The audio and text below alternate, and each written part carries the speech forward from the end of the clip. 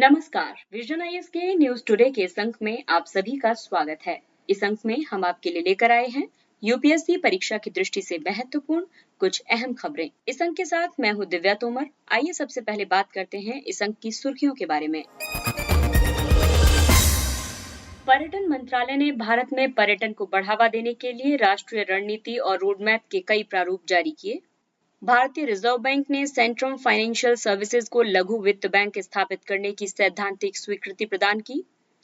संयुक्त राष्ट्र आपदा जोखिम न्यूनीकरण कार्यालय द्वारा आपदा जोखिम न्यूनीकरण पर वैश्विक आकलन रिपोर्ट जारी की गई। बीटी कपास के अवैध शाकनाशी सहिष्णु बीज का विक्रय 2 गुना हुआ। और सूचना एवं प्रसारण मंत्रालय ने चलचित्र संशोधन विधेयक 2021 का प्रारूप जारी किया। और अब खबरें विस्तार से। पर्यटन मंत्रालय ने भारत में पर्यटन को बढ़ावा देने के लिए राष्ट्रीय रणनीति और रोडमैप के कई प्रारूप जारी किए हैं। इस कदम का उद्देश्य देश में विशिष्ट पर्यटन उत्पादों की पहचान करना, उनमें विविधता लाना और उनका विकास करके उन्हें बढ़ावा देना है। ये रोडमैप पर्यटन की मौसमी प्रवृत्ति को समाप्त करने में सहायता करेगा और भारत को वर्ष पर्यंत यानी संपूर्ण 365 दिनों के लिए पर्यटन अनुकूल गंतव्य के रूप में प्रचारित करेगा। ये विशेष रुचि वाले पर्यटकों को आकर्षित करने के साथ साथ उन विशिष्ट उत्पादों के लिए उनके बारंबार आगमन को भी सुनिश्चित करेगा, जिनके लिए भारत को तुलनात्मक लाभ प्राप्त है। इसके तहत भारत की क्षमता या सामर्थ्य की बात करें तो भारतीय ग्रामों में आगंतुकों के समक्ष प्रस्तुति के लिए अनूठी संस्कृति, शिल्प, संगीत, नृत्य और विरासत मौजूद है। सड़क अवसंरचना के विस्तार ने अधिकांश ग्रामीण क्षेत्रों को सुगम बना दिया है। ठहरने की सुविधा और उत्तम अनुभव प्रदान करने के लिए सुविकसित कृषि और फार्म्स उपलब्ध हैं। मुख्य भूमि के ग्रामीण क्षेत्रों के अलावा भारत में पर्यटकों के लिए तटीय, हिमालयी, मरुस्थलीय, वन और जनजातीय क्षेत्र भी हैं। संबंधित क्षेत्रों जैसे इको टूरिज्म, नेचर रिजर्व्स और वन्य जीवन आधारित पर्यटन के लिए अपार संभावनाएं मौजूद हैं। इस रणनीति में मुख्य प्रावधान ये है कि ग्रामीण पर्यटन पर राज्यवार मूल्यांकन और रैंकिंग का प्रावधान किया गया है। ग्रामीण पर्यटन के लिए डिजिटल प्रौद्योगिकी और विभिन्न प्लेटफॉर्म की उपलब्धता सुनिश्चित की जाएगी। ग्रामीण पर्यटन के लिए संकुलों का विकास किया जाएगा और विपणन सहायता प्रदान की जाएगी और हितधारकों की क्षमता का निर्माण किया जाएगा। वहीं चिकित्सा और कल्याण पर्यटन के लिए भी प्रारूप और राष्ट्रीय रणनीति रोडमैप जारी किया गया है। इसके तहत क्षमताओं की बात करें तो अत्याधुनिक चिकित्सा सुविधाएं और स्वास्थ्य देखभाल क्षेत्र में प्रतिष्ठित पेशेवरों की उपलब्धता है।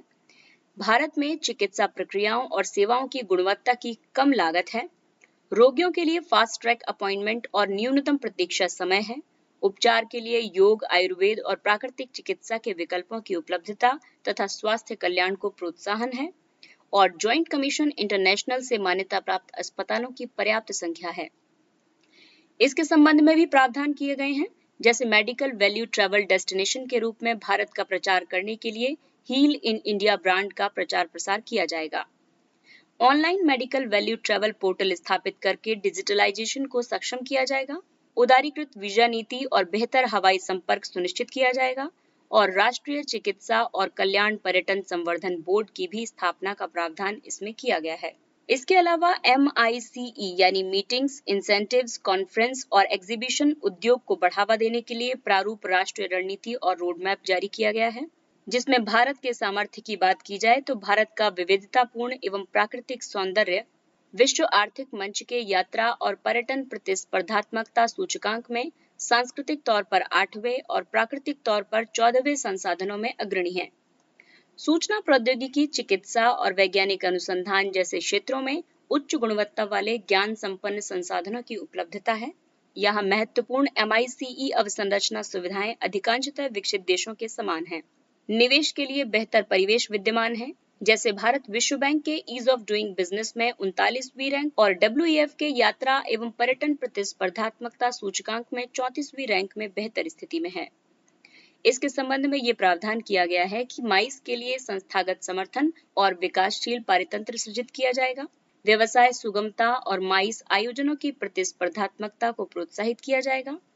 माइस संबंधी अवसंरचना के वित्त पोषण के लिए माइस को अवसंरचना का दर्जा प्रदान किया जाएगा और माइस उद्योग के लिए कौशल विकास सुनिश्चित किया जाएगा। अगली खबर RBI से संबंधित है। भारतीय रिजर्व बैंक ने सेंट्रम फाइनेंशियल सर्विसेज को लघु वित्त बैंक स्थापित करने की सैद्धांतिक स्वीकृति प्रदान की है। निजी क्षेत्रों में लघु वित्त बैंकों की स्थापना के लिए स्वीकृति सर्वदा सुलभ यानी ऑन टैप लाइसेंसिंग के लिए सामान्य दिशा निर्देशों के अंतर्गत प्रदान की गई है। सर्वदा सुलभ लाइसेंसिंग का मतलब है कि आरबीआई से बैंक लाइसेंस प्राप्त करने की सुविधा संपूर्ण वर्ष उपलब्ध रहती है। लघु वित्त बैंक बैंकिंग का एक विशिष्ट खंड है।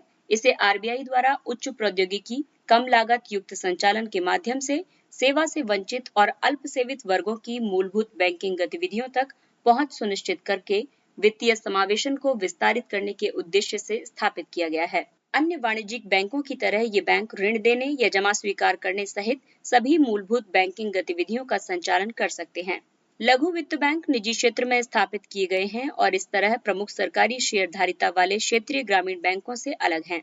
लघु वित्त बैंकों के लिए प्रमुख विनियामक दिशा निर्देश भी हैं, जैसे लघु वित्त बैंकों को अपने समायोजित निवल बैंक ऋण यानी ANBC adjusted net bank credit का कम से कम 75% प्राथमिकता प्राप्त क्षेत्रों को प्रदान करना होगा।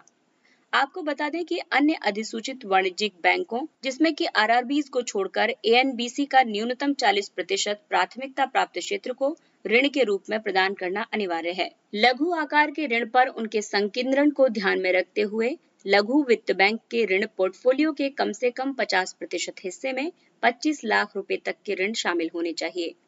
अंतर्निहित व्यावसायिक जोखिमों को ध्यान में रखते हुए लघु वित्त बैंकों के लिए न्यूनतम जोखिम भारित आस्तियों की तुलना में पूंजी अनुपात यानी CRAR 15% निर्धारित किया गया है। अगली खबर UNDRR से संबंधित है। संयुक्त राष्ट्र आपदा जोखिम न्यूनीकरण कार्यालय द्वारा आपदा जोखिम न्यूनीकरण पर वैश्विक आकलन रिपोर्ट जारी की गई। सूखे पर गार विशेष रिपोर्ट 2021 सूखे की प्रणालीगत प्रकृति और आपदा जोखिम न्यूनीकरण के लिए सेंडाई फ्रेमवर्क की उपलब्धि, सतत विकास लक्ष्यों, मानव और पारिस्थितिकी तंत्र तथा स्वास्थ्य एवं कल्याण पर इसके प्रभावों का आकलन करती है। UNDRR आपदा जोखिम न्यूनीकरण के लिए सेंडाई फ्रेमवर्क के कार्यान्वयन की निगरानी करता है। ये वर्ष 2015 से 30 तक है। रिपोर्ट की मुख्य विशेषताओं के अनुसार संपूर्ण अफ्रीका और मध्य पूर्व में 20 मिलियन लोग सूखे के कारण भुखमरी की कगार पर आ गए हैं। वर्ष 2030 तक सूखे के परिणाम स्वरूप 700 मिलियन लोगों के विस्थापित होने का खतरा विद्यमान है। वहीं वर्ष 2025 तक विश्व का 2/3 हिस्सा जल संकट की स्थिति का सामना करेगा। इसमें भारत के संबंध में विशिष्ट निष्कर्ष दिए गए हैं, जैसे भारत के सकल घरेलू उत्पाद पर गंभीर सूखे का प्रभाव 2 से 5% तक अनुमानित है। संपूर्ण भारत में दक्कन क्षेत्र में भीषण सूखे की उच्चतम आवृत्ति परिलक्षित होती है। दक्कन पठार में हर 3 साल में एक बार भीषण सूखे की स्थिति उत्पन्न होती है, जिससे व्यापक स्तर पर पलायन और मरुस्थलीकरण होता है। भूजल संसाधनों पर अत्यधिक निर्भरता और जल प्रतिधारण संरचनाओं की कमी ने गंभीर सूखे की घटनाओं के दौरान भारतीय शहरों में जोखिम में अत्यधिक वृद्धि कर दी है। इस रिपोर्ट में कई अनुशंसाएं भी की गई हैं, जैसे सर्वप्रथम सूखे की रोकथाम के लिए रणनीति तैयार की जानी चाहिए, जोखिम अभिशासन में वृद्धि करनी चाहिए, अंतर्राष्ट्रीय और राष्ट्रीय स्तर पर सूखा प्रबंधन के लिए तंत्र विकसित करना चाहिए, सामाजिक सुरक्षा तंत्र और आकस्मिक वित्त पोषण को बढ़ावा देने के लिए वित्तीय प्रणाली विकसित करनी चाहिए, स्वदेशी और स्थानीय ज्ञान को शामिल करने और सूखा जोखिम प्रबंधन अनुभवों को प्रभावी ढंग से साझा करने के लिए प्रोत्साहन दिया जाना चाहिए। अगली खबर बीटी कपास से संबंधित है। बीटी कपास के अवैध शाकनाशी सहिष्णु बीज का विक्रय 2 गुना हुआ। बीटी कपास एक आनुवंशिक रूप से संशोधित यानी जेनेटिकली मॉडिफाइड फसल है, जो एक सामान्य कीट कॉटन बोलवर्म का सामना करने के लिए एक कीटनाशक का उत्पादन करती है। जीएम फसल में कुछ वांछित गुण हैं, जैसे कीट प्रतिरोध, शाकनाशी सहिष्णुता, सूखा प्रतिरोध आदि शामिल करने के लिए अन्य प्रजातियों से एक जीन इसमें कृत्रिम रूप से प्रविष्ट करवाया जाता है। हालांकि पर्यावरण, मानव स्वास्थ्य और फसल विविधता आदि पर जीएम फसलों के नकारात्मक प्रभाव पर चिंता व्यक्त की जाती रही है। वर्तमान में बीटी कपास भारत में व्यावसायिक कृषि के लिए अनुमत एकमात्र जीएम फसल है, लेकिन शाकनाशी सहिष्णु यानी HT बीटी कपास को विनियामकों द्वारा अनुमोदित नहीं किया गया है। वे अवैध बाजार यानी ब्लैक मार्केट में बीटी बैगन और HT सोया बीज के साथ उपलब्ध हैं। कपास का शाकनाशी सहिष्णु बीटी संस्करण पौधे को शाकनाशी ग्लाइफोसेट के प्रति प्रतिरोधी बनाता है। ग्लाइफोसेट में कैंसरकारी प्रभाव होता है और ये परागण के माध्यम से आसपास के पौधों में शाकनाशी प्रतिरोध का प्रसार भी कर सकता है। जीएम फसलों के अनुमोदन के लिए विनियामक ढांचा पर्यावरण संरक्षण अधिनियम 1986 के तहत समाविष्ट किया गया है। जेनेटिक इंजीनियरिंग मूल्यांकन समिति शीर्ष निकाय है जो भारत में जीएम फसलों की व्यावसायिक उपज की अनुमति प्रदान करता है। जैव सुरक्षा पर कार्टाजेना प्रोटोकॉल, जैव सुरक्षा मूल्यांकन और पर्यावरणीय निर्मोचन सहित जीएम फसलों के विनियमन के लिए सुपरिभाषित तंत्र प्रदान करता है। अगली खबर सूचना और प्रसारण मंत्रालय से। सूचना और प्रसारण मंत्रालय ने चलचित्र संशोधन विधेयक 2021 का प्रारूप जारी किया। इसका उद्देश्य थिएटर में रिलीज के लिए फिल्मों को प्रमाणित करने की प्रक्रिया को बदलते हुए समय के अनुसार और अधिक प्रभावी बनाना और पायरेसी के खतरों की रोकथाम करना है। विधेयक के प्रमुख प्रावधानों में UA7+, UA13+ और UA16+ जैसे आयु आधारित वर्गीकरण के आधार पर दर्शकों का उपवर्गीकरण किया गया है। चलचित्र अधिनियम 1952 3 श्रेणियों के तहत फिल्मों के प्रमाणन का प्रावधान करता है, जो इस तरह से हैं। अनिर्बंधित सार्वजनिक प्रदर्शन यानी U, 12 वर्ष से कम आयु के बच्चों के लिए माता पिता का मार्गदर्शन आवश्यक यानी UA और वयस्क फिल्में यानी A। ये कदम वीडियो स्ट्रीमिंग मंचों के लिए प्रसारण सामग्री के आयु उपयुक्त वर्गीकरण पर नए सूचना प्रौद्योगिकी नियमों के अनुरूप है। यदि केंद्र आवश्यक समझे तो बोर्ड के अध्यक्ष को किसी विशेष फिल्म की पुनः जांच करने का निर्देश दे सकता है। मंत्रालय के पास भारत की संप्रभुता और अखंडता, राज्य की सुरक्षा आदि के हित में उचित प्रतिबंध आरोपित करने के लिए संवैधानिक प्रावधानों को लागू करने का विकल्प होगा। फिल्म पायरेसी के लिए कारावास और जुर्माने से दंडित करने का प्रावधान किया गया है।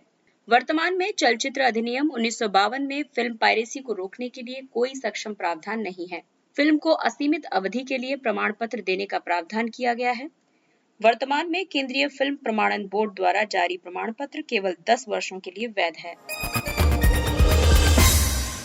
आइए अब जानते हैं कुछ संक्षिप्त लेकिन प्रीलिम्स की दृष्टि से महत्वपूर्ण खबरों के बारे में। शरणार्थियों के लिए संयुक्त राष्ट्र उच्चायुक्त द्वारा वैश्विक प्रवृत्ति रिपोर्ट जारी की गई। इस रिपोर्ट में ये कहा गया है कि वर्ष 2019 के 79.5 मिलियन की तुलना में वर्ष 2020 में लगभग 82.4 मिलियन लोगों ने प्रवास किया है। प्रवासित होने वाले सभी लोगों में से 2/3 से अधिक लोग मात्र 5 देशों से थे, जिनमें शामिल हैं दक्षिणी सूडान, यहाँ पर 2.2 मिलियन लोगों ने, सीरिया में 6.7 मिलियन लोगों ने, वेनेजुएला में 4 मिलियन लोगों ने, अफगानिस्तान में 2.6 मिलियन लोगों ने और म्यांमार में 1.1 मिलियन लोगों ने प्रवास किया है। तुर्की सबसे बड़ी शरणार्थी आबादी की शरण स्थली है। यहाँ लगभग 3.7 मिलियन शरणार्थी रहते हैं। शरणार्थियों के मामलों की देखरेख करने वाली संयुक्त राष्ट्र की एजेंसी UNHCR शरणार्थियों, बलपूर्वक विस्थापित समुदायों तथा राज्य विहीन लोगों के जीवन को बचाने और उनके अधिकारों की रक्षा करने के लिए और उनके बेहतर भविष्य के निर्माण के लिए एक समर्पित वैश्विक संगठन है। कोविड-19 अग्रिम पंक्ति के कार्मिकों के लिए कस्टमाइज्ड क्रैश कोर्स प्रोग्राम आरंभ किया गया। कार्यक्रम का उद्देश्य देश भर में 1 लाख से अधिक कोविड योद्धाओं को कौशल प्रदान करना और उनके कौशल में वृद्धि करना है। ये स्वास्थ्य क्षेत्र में जनशक्ति की वर्तमान और भविष्य की आवश्यकताओं की पूर्ति के लिए कुशल गैर चिकित्सा स्वास्थ्य कर्मियों को तैयार करने में मदद करेगा। जिन 6 स्वनिर्धारित नौकरियों में प्रशिक्षण दिया जाएगा वे हैं घर पर देखभाल सहायता, बुनियादी देखभाल सहायता, उन्नत देखभाल सहायता, आपातकालीन देखभाल सहायता, प्रतिदर्श संग्रहण सहायता और चिकित्सा उपकरण सहायता। इसे प्रधानमंत्री कौशल विकास योजना 3.0 के केंद्रीय घटक के अंतर्गत एक विशेष कार्यक्रम के रूप में तैयार किया गया है। चिकित्सा उपकरणों की भारतीय प्रमाणन यानी 13,485 प्लस योजना। भारतीय गुणवत्ता परिषद ने ICMED योजना में अतिरिक्त सुविधाओं के साथ ICMED प्लस योजना आरंभ की है। ICMED योजना वर्ष 2016 में चिकित्सा उपकरणों के प्रमाणन के लिए आरंभ की गई थी। ICMED का उद्देश्य रोगी सुरक्षा में वृद्धि करना, उन्नत उपभोक्ता सुरक्षा प्रदान करना और निर्माताओं को अत्यंत आवश्यक प्रोडक्ट क्रेडेंशियल्स प्रदान करना था, जिससे खरीदारों और उपयोगकर्ताओं के बीच विश्वास उत्पन्न किया जा सके। ICMED 13,485 प्लस को सुनिश्चित उत्पाद मानकों एवं विनिर्देशों के संदर्भ में उत्पादों के प्रमाणन परीक्षण के माध्यम से गुणवत्ता प्रबंधन प्रणाली के घटकों और उत्पाद संबंधी गुणवत्ता सत्यापन प्रक्रियाओं को एकीकृत करने के लिए डिजाइन किया गया है। उच्चतम न्यायालय ने CBSE के मूल्यांकन सूत्र को स्वीकृति प्रदान की। ये सूत्र कोविड महामारी के कारण बोर्ड परीक्षाओं को रद्द किए जाने के संदर्भ में कक्षा 12वीं के छात्रों को अंक प्रदान करने के लिए योजना प्रदान करता है। सूत्र कक्षा 10 और 11 में शैक्षणिक प्रदर्शन के लिए 30% भारांक और कक्षा 12 के लिए 40% भारांक निर्धारित करता है। विभिन्न स्कूलों के बीच मानकीकरण सुनिश्चित करने के लिए प्रत्येक स्कूल को विद्यालय स्तर की भिन्नताओं को ध्यान में रखते हुए अंकों को आंतरिक रूप से उदारीकृत करना होगा। स्थिति सामान्य होने पर छात्रों के लिए बोर्ड परीक्षा देने के विकल्प का प्रावधान किया गया है और इस विकल्प को चुनने वाले छात्रों के लिए परीक्षा के प्राप्तांकों के आधार पर प्राप्त परिणाम अंतिम होगा। सभी शैक्षणिक रोजगारों, शिक्षण एवं गैर शिक्षण की जानकारी के लिए एकल प्लेटफॉर्म। इस प्लेटफॉर्म का निर्माण विश्वविद्यालय अनुदान आयोग (यूजीसी) द्वारा किया जा रहा है। इसका उद्देश्य नौकरियों की खोज और प्रतिभावान व्यक्तियों की मैपिंग में सहायता करना और इस तरह ये रिक्तियों को भरने की प्रक्रिया को गति प्रदान करेगा। इस प्लेटफॉर्म की आवश्यकता है क्योंकि भारतीय प्रौद्योगिकी संस्थान अपने विभिन्न परिसरों में 15 से 35% शिक्षकों की कमी का सामना कर रहे हैं। निम्न शिक्षक छात्र अनुपात QS वर्ल्ड यूनिवर्सिटी रैंकिंग में भी परिलक्षित हो रहा है।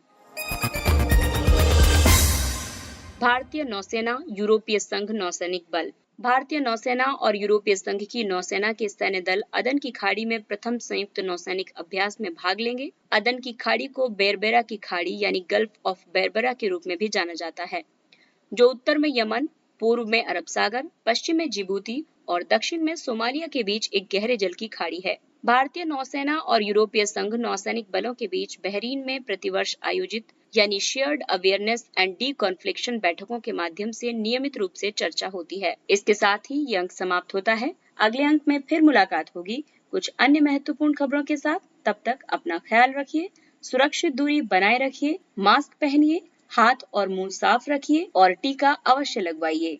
इसके साथ ही विजन IAS की पूरी टीम को दीजिए इजाजत। नमस्कार।